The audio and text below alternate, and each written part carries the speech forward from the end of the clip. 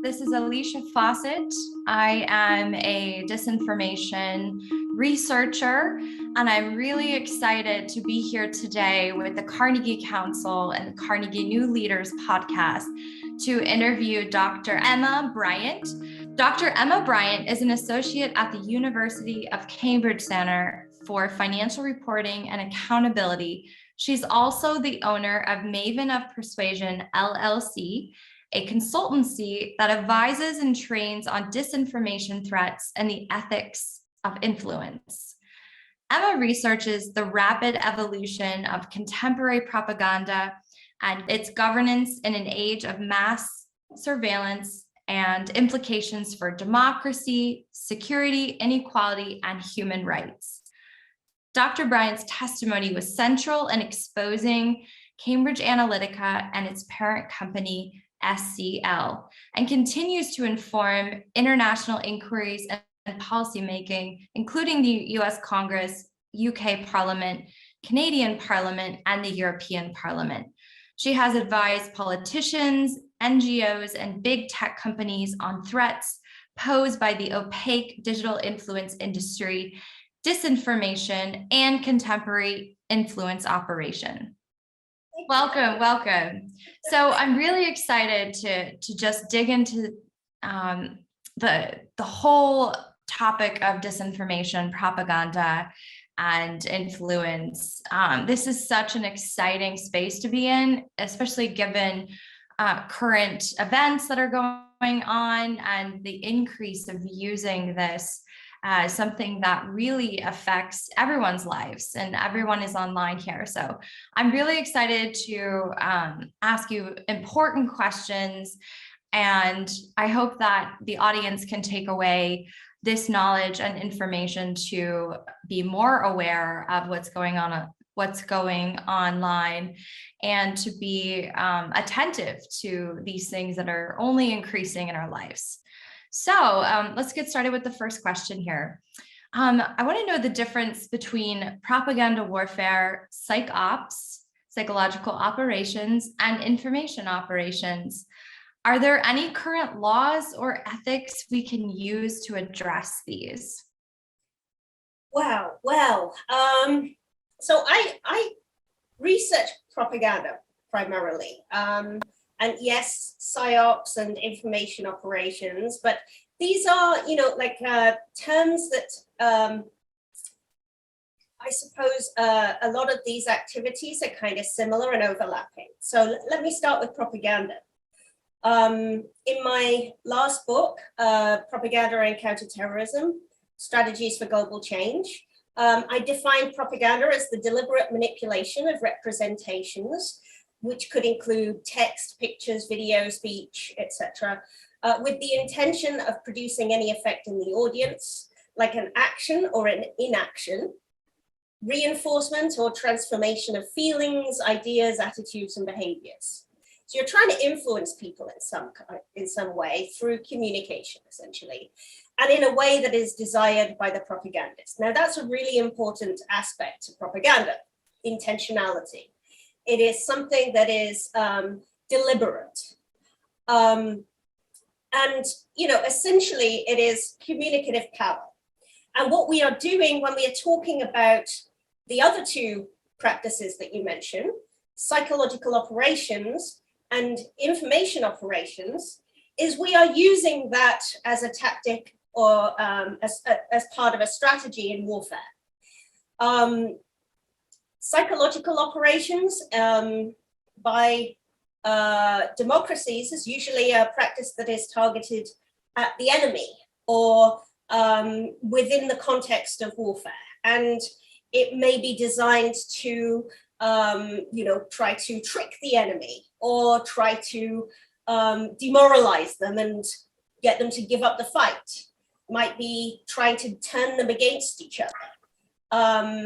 And it may also be, used in kind of more informative ways. So trying to, for instance, get civilians to leave an area that is likely to be bombed in the future. So trying to give people accurate information can also be a part of a psychological operation.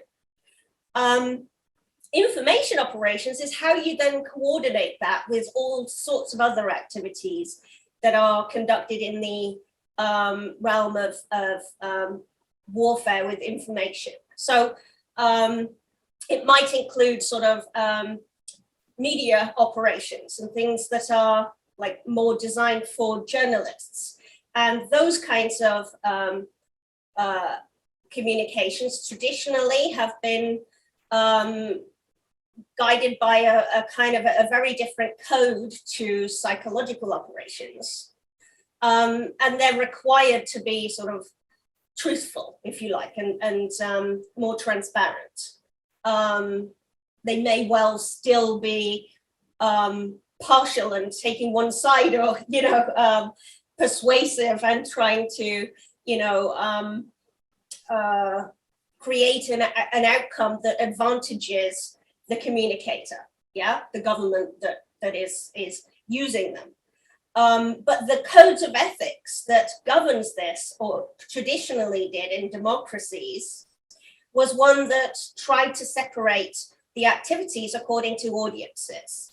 So you had the domestic audience, like the US public, for instance, was meant to be, you know, treated differently and given much more accurate and transparent information than, for instance, the enemy. Yeah. So these kinds of codes were sort of part of this strong tradition where, you know, in democracy, if we tried to protect the media and ensure some kind of free media. Whereas in other, like, more authoritarian societies, there was very little distinction. And of course, the media would also be owned and controlled perhaps by the government. And so there was very little difference between these kinds of activities. This has become a lot more complex as the internet was born, and social media and so on, because it becomes an awful lot harder to sort of differentiate between audiences. And we have come into an age where the division of different types of propaganda, so we used to call it black propaganda if it was, you know, the kind of more sneaky and deceptive kind of propaganda. And white propaganda was the kind of like more truthful kind. And then you had gray propaganda, which was where they couldn't necessarily make out the source, but it may be truthful, the message. And very often we're kind of now moving towards gray propaganda. And it's harder to sort of separate audiences in this kind of traditional way. And what would be an example of white propaganda? I'm curious. So that's, I suppose that would be the kind of thing that I just mentioned. So if you're wanting to, you know, tell, like if it's, let's say the Iraq War, and you're trying to inform local people that, you know, about the upcoming elections, for example, that are going to be taking place, and encourage them to vote and to have some confidence in the voting process, and explain that with truthful, accurate information. You know, psychological operations radio stations were set up to do things like that.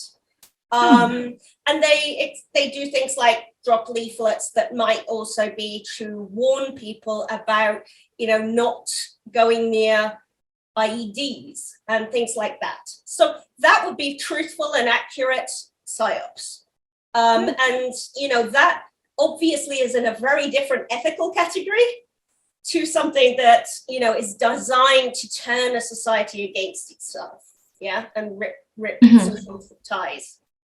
And that would be on the kind of darker end of the spectrum of when we talk about this. We tend to think about, you know, in terms of transparency of, you know, those kinds of communications that are less transparent. We tend to talk about the dark operations. And, you know, I suppose it's something that like adds a little bit of an air of mystery and hopefully gets people to not be quite so bored when we're talking about. Yeah. that goes into one of my next questions about dark mystery, which we will cover. I'm very excited about that. Talking about the black dark propaganda that you mentioned, it's a really great segue to go into how propaganda is different from the Cold War era. We can see propaganda was used a lot in China and Russia, really spreading communism or spreading other ideals or ideology around the world. How is propaganda different now? We have the internet, we have social media, not just flyers or posters that we put on the wall to influence someone. Now everything's online. So how did that change? Well, yes, and the US obviously did a lot of its own propaganda in the Cold War too. Let's not forget that. That's true. The kind of thing that we saw in the Cold War isn't that different in terms of its, like, the theory of the way that it was practiced to what we have now. So you still had people faking things.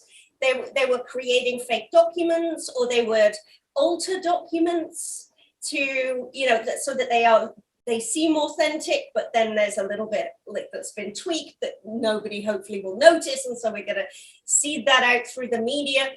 But it was a lot more complex to do that. If you think about it, like, you have to somehow get that into the newspaper or the outlet that will be trusted. And the thing that really transformed with the internet and social media is the ability to set up fake accounts, fake websites, fake organizations, and establish covers, email addresses and all sorts of things. Anything you want, you could create it, fake it online. And so the ability to launder information and to do it on scale, really for free, cheaply, very cheaply, was just tremendous. And we also, had the construction of technologies that were able to then surveil people. Now, again, this actually isn't, like, theoretically so very different to what we saw in the Cold War, where actually the Soviet Union also used to, surveil people in order to be able to psychologically profile and target and try to manipulate social circles and things like that within the society. So they would use that for social control. And actually, social media doesn't work too differently from that. You have groups and pages and so on, where you create communities and you watch them work. You are targeting people with propaganda and you're watching its effects and monitoring them. Only now, essentially, it's spyware in their pocket to be able to do that, because you have so much data that you're able to gather on every aspect of their lives. The Stasi would have loved this, and I think that's something we need to remember, that actually this is like what they tried to do, but they had to go to such effort, putting wires in the walls of people's houses while they were, out and things like this, to try to gather the kind of data that now is just possible to buy. So what you then can do with that, well, I think that some have mastered it better than others, but all are trying. And I think that's the scary thing. It's like, well, it isn't always done well, but also sometimes doing that badly isn't a good thing. Yeah. Yeah. So you can have very negative effects even when you're getting it wrong.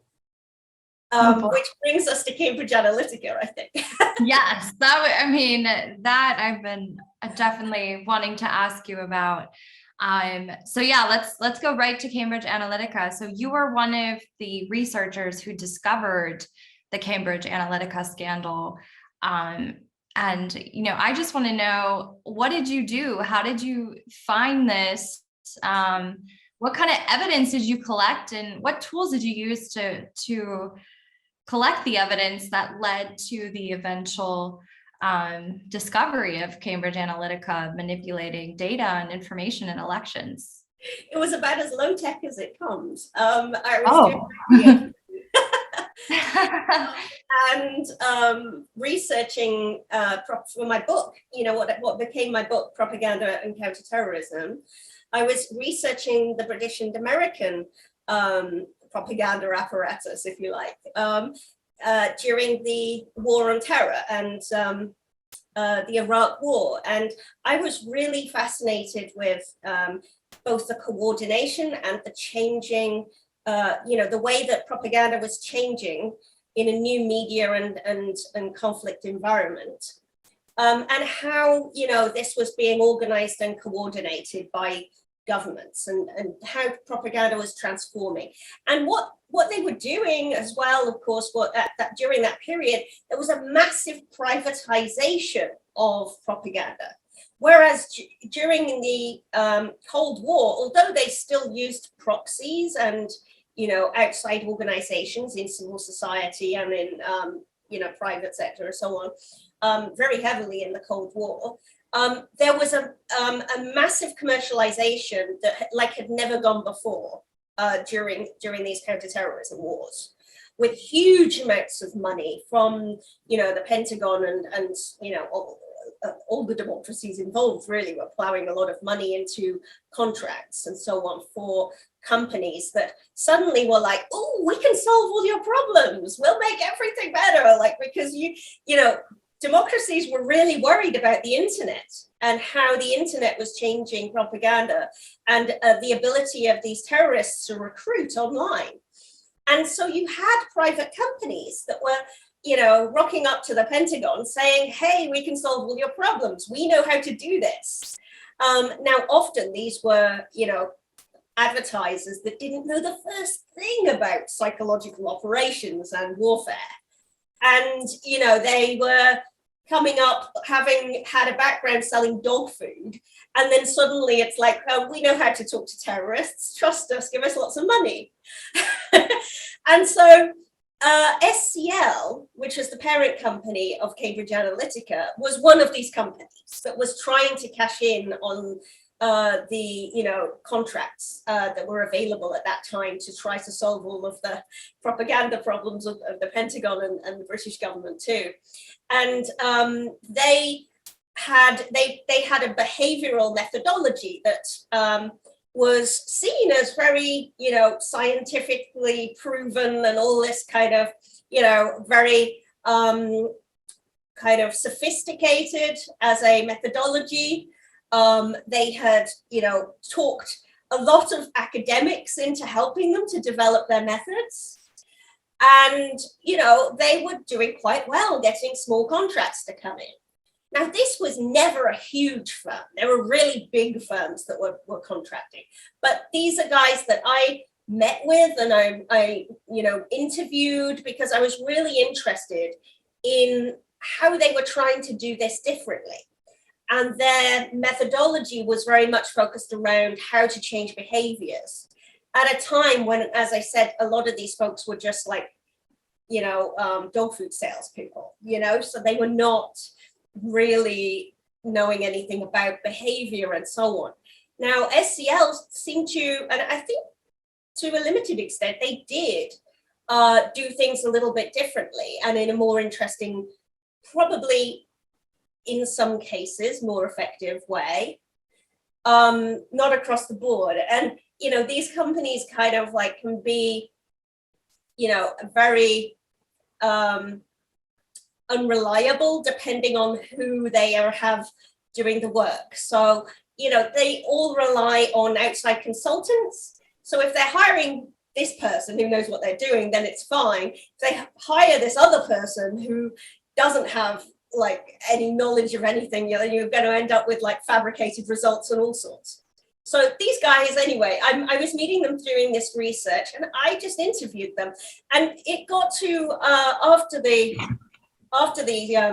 book was finished, I started to be more interested in the work that they were doing on politics. And they started researching, they started moving into politics. And I was looking at the US election. And I realized that these guys were working for the Trump campaign. Wow. And I knew all these guys. And I was like, oh, I have to get interviews and speak to them and find out what they're up to. So that's where it all kind of began. And they were willing to talk to you freely about this. They didn't think that they were doing anything malicious or unethical. No, they were quite happy to tell me they were being very unethical on the record. Oh, wow. So I mean, I'm sorry, but like Yeah, I wonder if there's, there's a disconnect in terms of the public and understanding what is unethical for marketing companies or working with candidates in elections. But I think they also, believe that actually it's normal to be unethical in their industry. And so the fact that, I mean, it's that's not to say that every single company is unethical, but there is a lot of this that goes on, and they see it as just a part of business. And so when that unethical activity, and unethical activity isn't always illegal, don't forget, okay? So a lot of unethical things are legal, and that doesn't necessarily mean that's good, yeah? Yeah. But when we started to see, questions being raised in Parliament about this, and we started to realize that there were questions over legality of the use of data and so on, I started to realize that actually the unethical activities that I was studying were also very, potentially, I had information that related to investigations. And so I was in April 2018 asked to contribute to the parliamentary inquiry into fake news and disinformation. And I ended up giving evidence to British Parliament as well as the US Congress, and it just kind of snowballed there, really, because this was such a shocking thing. I mean, quite honestly, when I was researching these campaigns, it took a while before I would, this is partly why I started looking into this stuff, is that I didn't believe to begin with that it could possibly be as big and as huge with the Facebook, all of this, and the Russian ties and things like this were very concerning when I learned about it. And it's really interesting how they focus just on the persuadables. They turn this as the people that are in between, candidates.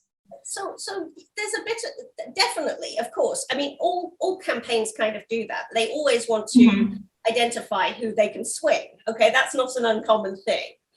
To say that Cambridge Analytica only targeted the persuadables, that's not true. They, were trying to move different groups in different directions, and different targets have different, you communicate with them for different reasons. There are people who they wanted to fundraise off, for example, and that's not the persuadables. Those are the converted. Those are the people that, really support you, that you ask for money. Oh, okay. Audiences that you target different messages to. And this is the wonder of, social media targeting, is that actually it's all about identifying the groups that, are going to be best for particular messages and how to move little groups, okay? And that is where they really sold their method, because they were like, well, we can understand those little groups and identify, from these personality factors, from their shopping data, from their, all of this kind of like really detailed information that they had on everyone. We know how to move them and we know how to select the right people to target for your campaign, because you don't want to be wasting your advertising money on people who can't be moved. So it's really important when you're running campaigns to find the right people and understand exactly how to move them. And that was what they essentially sold themselves as. And now that you're coming out with this book and Cambridge Analytica is no longer a company anymore, what can we learn from this situation moving forward?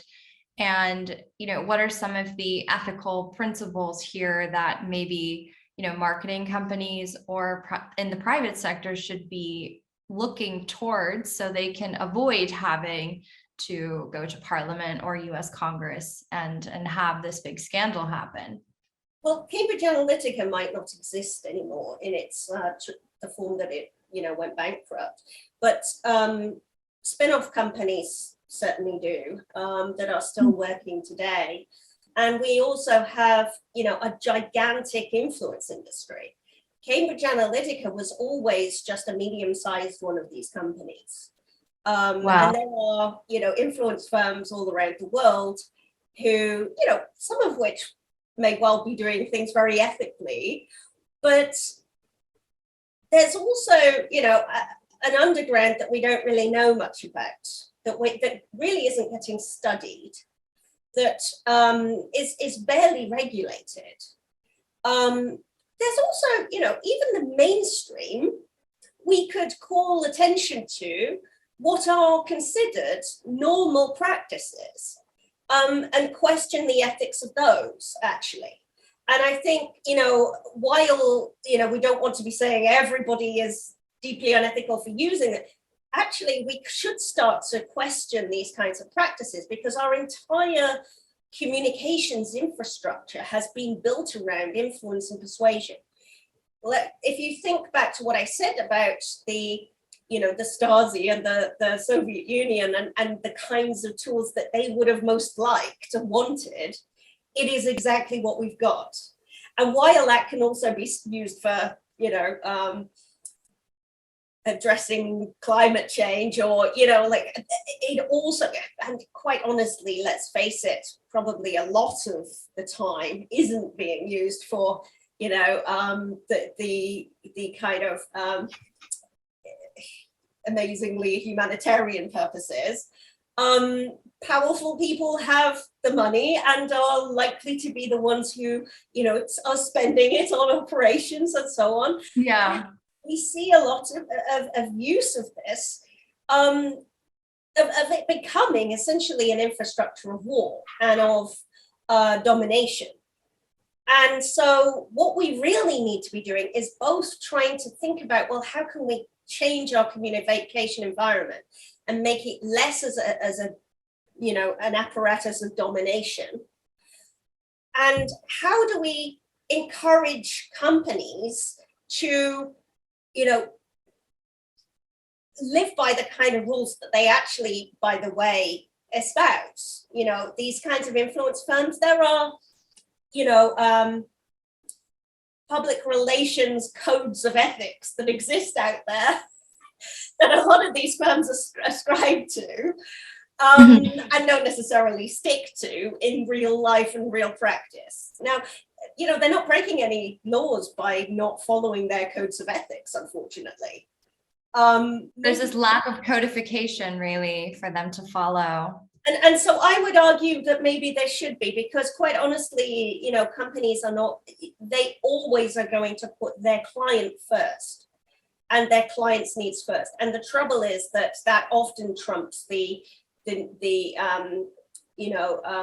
respect for the audience and and human rights and all the rest of it.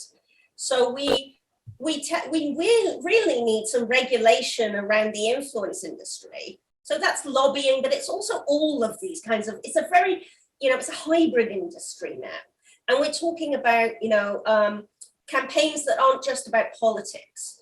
We also need to be thinking about, what are our governments doing in warfare now? Because these psychological warfare tools are rapidly changing, and they now have access to, so much data. And they have, strong sort of relationships with all of these platforms and big tech companies that are not very transparent. So how do we know as citizens that our rights are protected, that, what our governments are doing is ethical and responsible. And, you know, even in an international context, even when they're going against a formidable and aggressive enemy like Russia, how do we know that they are doing things that aren't going to blow up in our faces later? Yeah. So what we need to do is to be thinking very, we need to be thinking very clearly and scrutinizing actually what our own governments are doing during this really rapid period of transformation, where they are developing really new rules, throwing all of the rest of it aside that we have been, you know, ways that we have been doing things for many decades. Everything has changed. And even just in the last month, 2 months, you know, everything is changing so quickly. We actually need to be interrogating this more and thinking through what we're creating into the future. Do you think that the public should be demanding more transparency from our governments and what they're doing with information operations or influence as well? I think it depends on what it is. I think actually the US government is quite good at being transparent, but other governments are less good at that. For instance, in the UK, we don't have an ability to FOIA our intelligence agencies. The psychological operations are very opaque in the UK, whereas here you can kind of see all of the policies and a lot more information about what happens is available.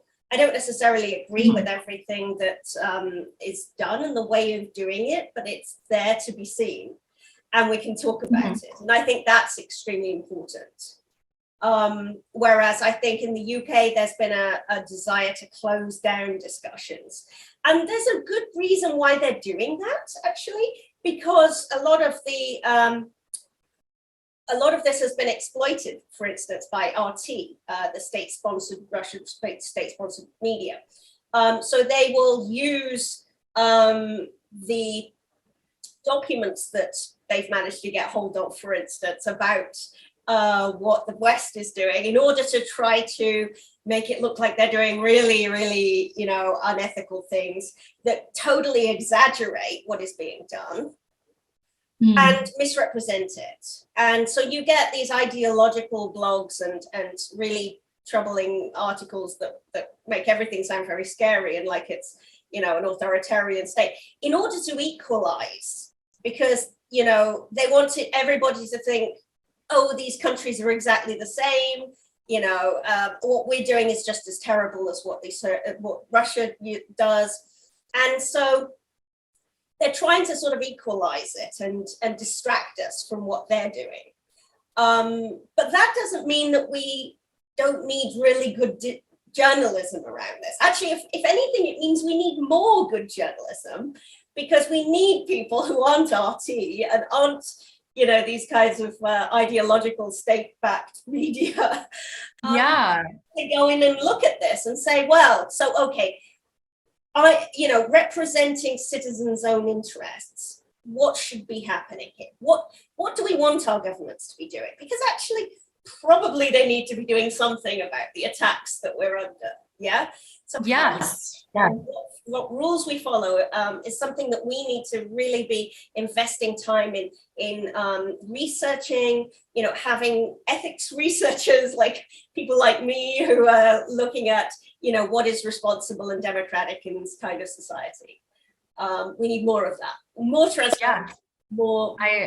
I definitely agree there. Having that outside perspective and representation of citizens is very important. And, you know, we just have big tech and governments pursuing their interests in this space. And it's really important to have citizens be involved. And moving into that, I wanted to know your opinion on manipulating the online environment. Is that an ethical a thing to do, creating sock puppets, creating fake groups, or what do we do about that? Like, what can we use to get this message out and say this is unethical and you're manipulating this environment where people are perceiving a reality, their reality that is real and true? Well, okay, so I think it rather depends on what you're doing with these sock puppets. So there are researchers, for instance, who use puppets in order to expose deceptive campaigns, and in order to sort of do research online that enables them to gain access to, you know, kind of deceptive groups and things like that, and research the bad guys, if you like, online. Now, you know, their use of sock puppets, yes, that's ethical, I would say. Okay. Whether or not we should be able to do this at all, because obviously, you know, sock puppets are something that's being en masse exploited by, you know, aggressive, deceptive campaigns. You know, that's another matter entirely. And, you know, I think it's important that to remember that anonymity, which is what we're really talking about here, anonymity online, both can be exploited by people like Cambridge Analytica, and is all the time, but also is something that, you know, can be used to enable people who are vulnerable to get out important information, whistleblow, to, you know, be able to have a voice in a conflict, people who would be targets. So there is, you know, a decent argument for being able to continue to have some anonymity online. What one organization that I'm involved with, called Clean Up the Internet in the UK, I'm an advisor on their board. They have recommended that the UK introduce some kinds of verification, so that, you know, people have a choice. If they were on Twitter or something, you would have a choice over whether or not you can be, accounts that are like unverified and anonymous, whether or not they can, you know, target you essentially. And if they're not, if you want, you can switch them off so that you can't see them at all, so that, you know, they're not able to reply to you. And this would help stop harassment, because one of the problems with these anonymous accounts is they can be used en masse to, you know, try to silence people and to flood and troll people. And, you know, that if you're a woman online, or a lot of people get targeted, anybody who's getting targeted online, you really just want to say, actually, I don't want any more of these anonymous accounts going for me. I want to turn them off. Yeah. I never want to see them anymore. And that should be a right for people. And so, you know, an ability where we are able to have space for anonymous accounts to still exist, so that you have, you know, the ability for these vulnerable people, for instance, to use them for legitimate purposes and so on. But, you know, if you are someone who is getting trolled, you can also just say, well, actually, they shouldn't be able to target me. This is something that we could enable by having verification in place, so that, you know, you can verify your account if you want to, or you can have like an unverified account, but that doesn't guarantee that people won't turn you off, essentially, and stop you. That's true. Then maybe not listen to an opposing opinion, or and that kind of leads into my next question on just data and how much data is out there and how much we don't know is being used on us. And in your opinion, you know, is our data, is that something that we own? Is it our property? And, you know, what should the public understand, you know, what's going on with their data, and is there anything we can do about it? Well, this whole idea of data being property is something that I find uncomfortable. I don't agree with it. It is the direction that the US government has gone in, because it was the easiest way to give us some control, because in, US law, property is everything. But, the problem with this is that if something is property, then it enables immediately the monetization of it and the ability to make money off it, and to buy and sell it. And that essentially is a problem, because the thing that companies want to do is to incentivize you to give it to them.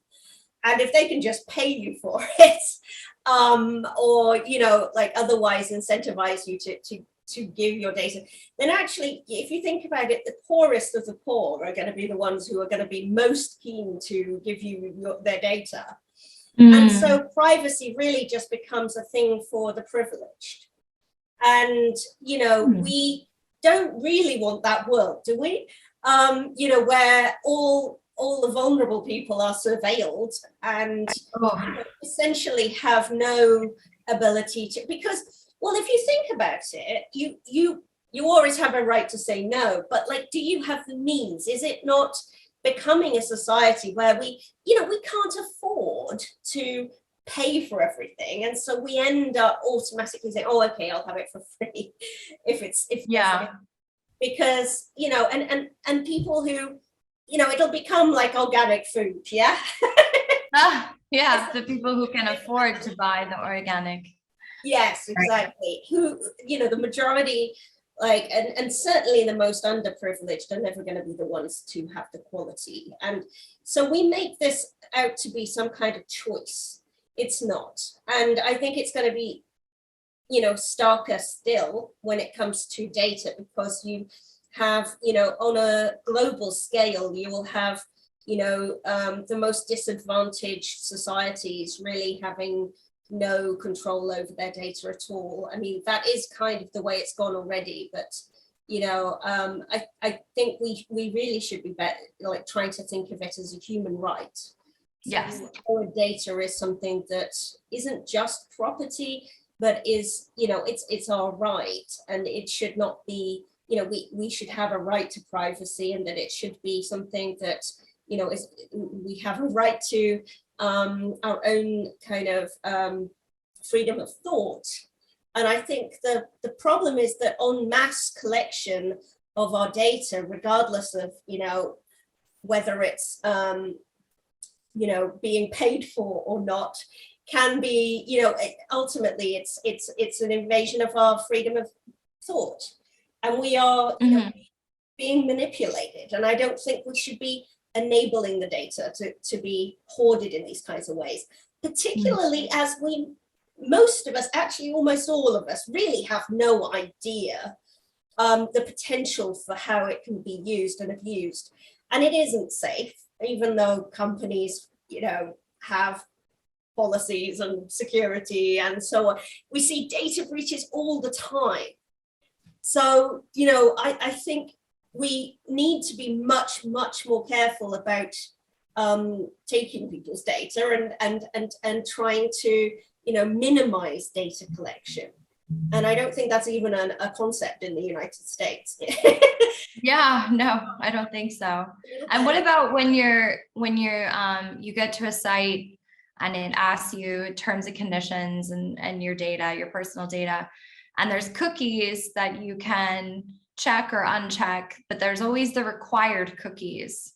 And then there's the other cookies. But what can we understand about this in terms of, do we really have any control if our data is being chosen, if we want to participate in the online economy, or, what can we do there?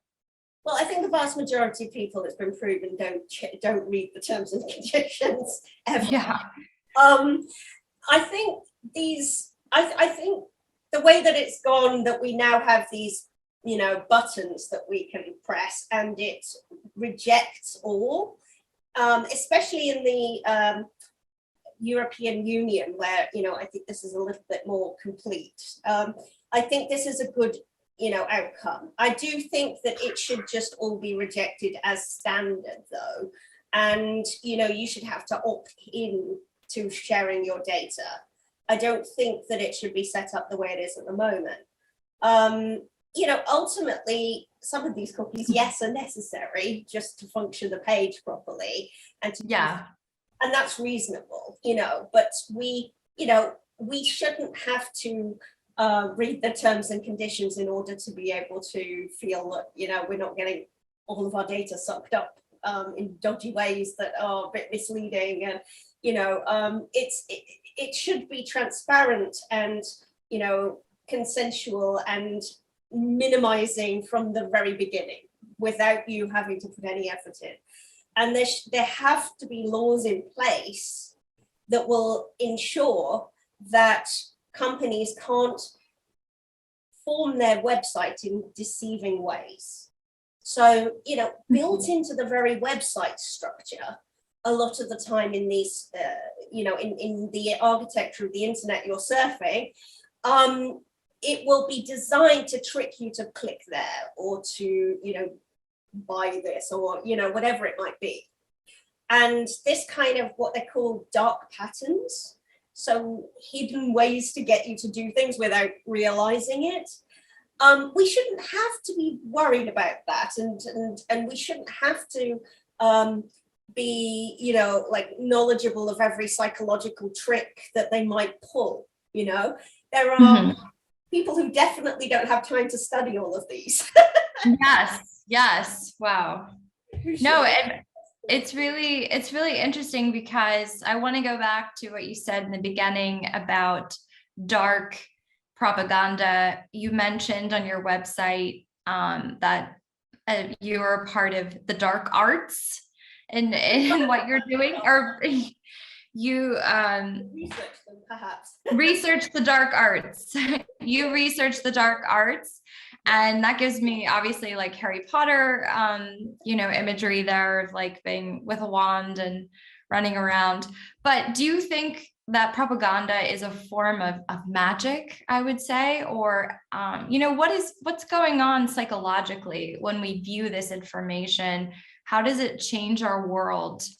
And how can we protect against this sort of magic that is happening online to us? You say that because actually some of the most skilled Black propagandists in history, the people who really did the deception stuff, they, some of those were actually people who loved magic and actually did do tricks and learned all of the kind of these kinds of little deceptive kind of tricks of influence, and I think often propagandists I've met have also been very interested in things like poker and gambling and things like this. And I think there is this sense among many practitioners that there is a bit of a wizardry going on, and they like to romanticize what they do. Now, obviously, this is, I'm not going to use the word, but lots of we shall say this is not exactly what it looks like. If we've written in the Wizard of Oz, we don't necessarily find a wizard. We find somebody who maybe has a very big ego and likes to present themselves as some kind of wizard of deception and persuasion. And I think this has been a lot of the mythology behind the traditions. I quite enjoy the kind of history and the mystique around some of this, and the way that the culture has been romanticized is quite interesting to me in itself. There's a famous book called Churchill's Wizards, which is all about the World War II people who were involved in Black propaganda in World War II and doing intelligence operations and trying to innovate around what they were doing. And I think this is where a lot of that perception has come from. how they were all kind of supposedly wizards and all this. Actually, if you look at a lot of this stuff, Wow, this is so interesting. That well, some of it worked well, but not all of it. And you know, but at the same time, I find it fascinating, and I think that this is something that is always a little bit of the appeal for me. Looking at propagandists, essentially, I study the actors behind the campaigns. I always wanted to rip back that curtain and see what was, you know, the wizard, whether the wizard really existed. And so I suppose that's a little bit of the mythology. But yeah. I mean, some of these most recent attacks have been done by teenagers. So, you know, to me, you know, the recent Okta a cyber breach was a 17-year-old person. So you really wonder who is sitting back there and what are they doing? And yeah, it's such a surprise. That's great. Well, I just want to bring it to the elections. I want to move a little bit and change, you know, there's a lot of influence that has been going on different social media platforms and accounts, even in the Mandarin speaking world and the Russian speaking world, you name it. My question is democracy for sale right now? Is it, can you buy it?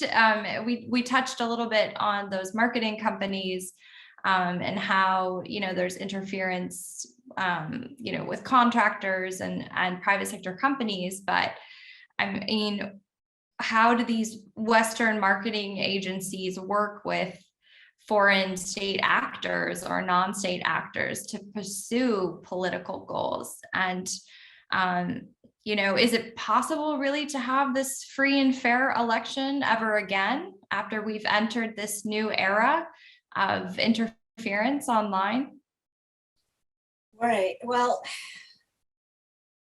I think we are going to have to work incredibly hard on that one. I don't want to say, you know, be a disaster merchant and you know, put everybody into a state of panic. But I think that we are at a point where, you know, we need to be taking this very, very seriously. We are surrounded by weapons of influence on all sides.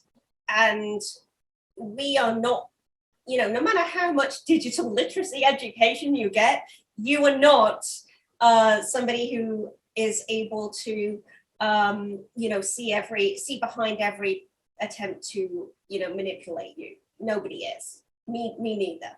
So what we need is really to strengthen the, you know, legal protections around elections.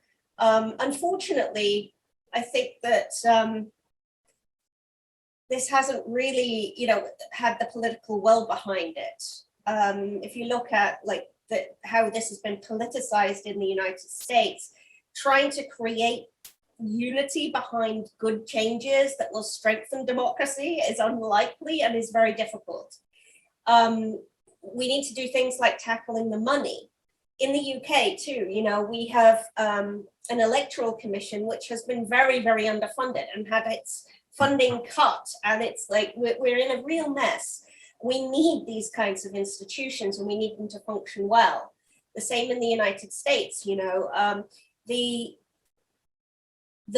bones of our democracies are strong and can be reinforced. Yeah, what we need is to like band together and say, actually, this isn't just about, you know, partisanship and, you know, and don't turn this into a, you know, a political fight against each other, because we're never going to make any progress.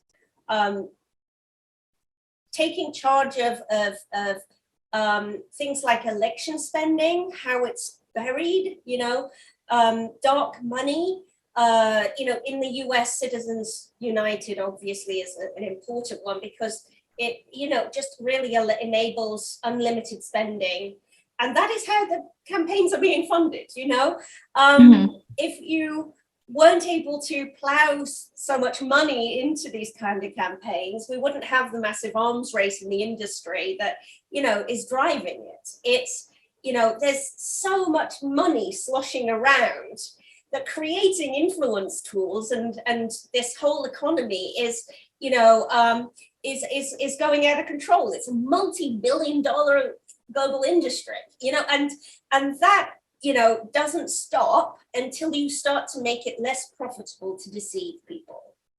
And that has to be about like, well, okay, so can we cap what we want spent in our elections? And then people will spend sensibly and we'll try to, we'll have more fairness around it. It won't be dominated by the, billionaires and millionaires. And, what we need is to try to put some sensible rules in place around data, around, people's security and privacy that are applicable to us all, to try to have a level playing field.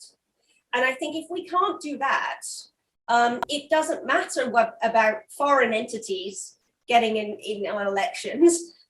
They will be corrupt anyway, okay? Mm-hmm. We have to sort it out on a domestic level to make it less vulnerable at an international level.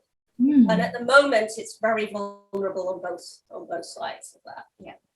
And what about, most of the big tech companies, social media companies are located in the US. And so that means that there's US jurisdiction over those companies. Should the US government in particular take any action towards these companies? Or is this something, that we need to look more internally into and on our laws and regulations and not working with social media companies located in the US? I mean, I think there needs to be a great deal more transparency over what's happening with these social media companies, both in terms of like their internal processes. Quite honestly, they should be, they are essentially, part of our cultural infrastructure. And we need to be able to do things like FOIA them on their decision making and their research that they're doing. That should not be unreasonable. They are a big enough company that they can survive having, public interest inquiries into what they're doing and how they're doing it, and redact things, of course, that may well be, they need to, but, that should be possible and should be underpinned by law. And I don't think that should be hard to achieve. I mean, it shouldn't be. We also need more transparency around what governments are doing with respect to those social media companies. It's concerning to me, for instance, that we get reports from Twitter about, influence operations and so on, but we only get them for certain countries. Why can't we get them for the United States? And we know what's being done.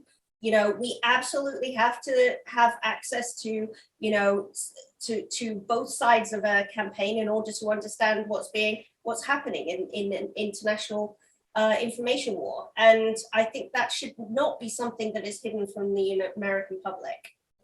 I think we need to have these companies not be, beholden to the United States government, because also that is creating unequal, unequal relationships around the world in how those companies are, being responsible for other places. Okay, I'm not explaining that well, but if you look at Sophie Zhang and her important whistleblowing, it revealed that actually Facebook was having, was completely neglecting parts of the world, like India, for instance, where there were horrifying influence operations going on because they were so focused on protecting American elections. And I'm not saying they shouldn't be, but, they actually, because of the location in the United States, they're much more willing to solve American foreign policy problems than they are about, other developing countries around the world, where actually 90% of their audience is. So they need to, yes, the United States needs to have a relationship with these organizations. And, if they are like enabling people to coordinate an attack on the Capitol building, for instance, absolutely they need to be able to say, hey, take that stuff down, do something about this, you know. Mm-hmm. But we also need that to happen in a transparent way, and we need those companies to be required to also treat other countries with the same kind of respect, and their citizens too. Wow. Yeah, no, that's very important. I definitely agree. Yeah, so I just wanted to wrap it up real quick. This is all great information. I'm learning a lot here. But I'm wondering, you know, what is the next step in applying ethics to this field? And, you know, what can we do as citizens, as good citizens, in order to move this conversation forward and make it more secure for us to have our lives, our daily lives on these social media platforms, and to be safe from foreign interference or any other sort of influence? Well, for citizens, I think there's a limit to how much we can do. I think we need to be, you know, going through all of our privacy settings and making sure those are all switched on. That's number one. But also, you know, I think the most important thing really is that researchers and those people who have a voice, like journalists and so on, actually start to move the conversation more towards what we do about the actors behind influence operations.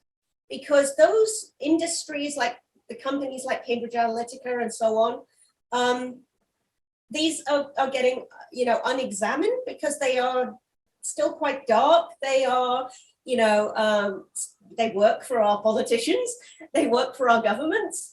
And, you know, there's a lot of people who don't really want the focus to be on those companies and how we regulate them. And that's a really important piece that is not being addressed.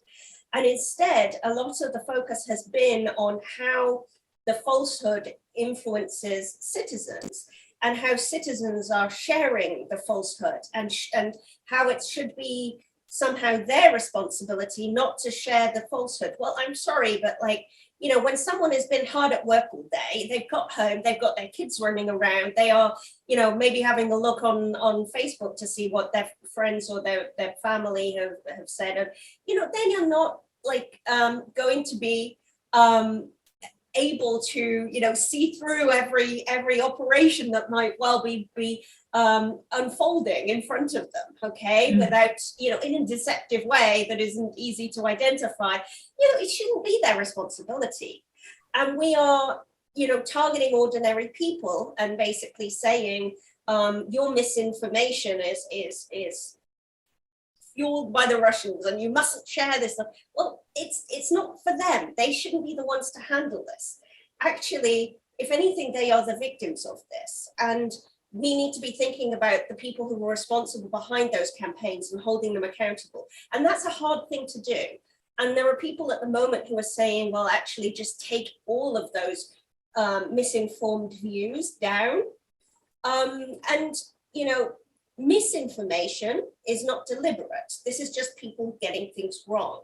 And it needs to be treated very differently than deliberate operations. And so that's why I think we need to spend a lot more time thinking about how to identify actors behind the campaigns and their deliberate operations, and trying to make sure that the internet is also a safe place for us to get things wrong and to be human and ordinary people, okay? Yeah, exactly. And, you know, a lot of us don't have time to check 10 different sources to see if what we're reading is actually true. Yeah, it sounds like there's a lot of structural pieces that need to come from the top in order for us victims on the bottom to be safe and being incorrect online too, and sharing our opinions there. Absolutely. I mean, we can all be silly and get things wrong from time to time. And I think having some sort of sense of actually that is just part of being human, and not necessarily starting a war with all of your friends online because they're getting things wrong and you know they are, is I think really important too, because that's part of the manipulation. Okay, that is, you know, these, like Russia, for instance, its operations are designed to try to turn us against each other as ordinary citizens. And so trying to step back when we feel angry or feel, you know, fearful, and think about, well, why am I feeling this way? You know, like, okay, maybe it's just this medium that I'm engaging with that is trying to make me feel that way. And try to step back rather than sending out that nasty tweet of anger at somebody else, I think is also a good way to end up. That emotional sensationalism that we're picking up on these platforms. Yeah, it's hard not to be emotionally passionate about the things you're reading and engaging in online. Especially when they're trying to make you that way. Yeah, yes, definitely. Takes a lot of willpower and strength that most of us don't have. Exactly.